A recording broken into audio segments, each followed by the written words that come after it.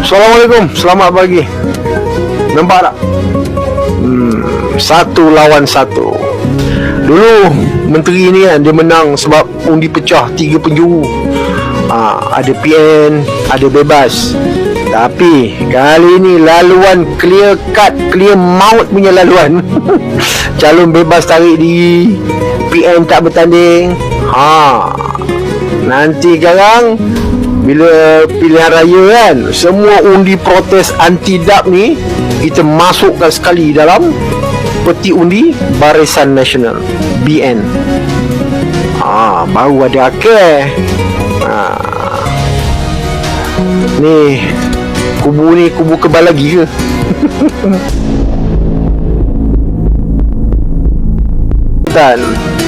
Macam geng-geng Tosu ni kan, rasanya bukan geng Tosu je, ramai juga ni kan yang tak berapa berkenan dengan dasar-dasar dia kan. Itulah, elok sangat lah, bagikan dia satu kejutan sikit. Nak tanya jugalah, dia tidur sekarang ni, start malam ni tidur lena ke?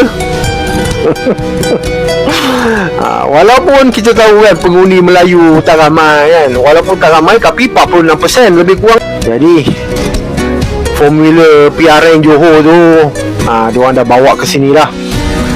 Moga Anthony Loke ni kan tidur lena lah.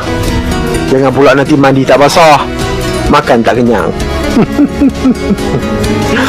Undi pecah ni kan, strategi nak bagi undi pecah ni dah tamat lah. Cukup-cukup lah kan? Jadi kita sama-sama lah, kita lihat, kita tengok. Tak sabar nak tunggu ni keputusan ni.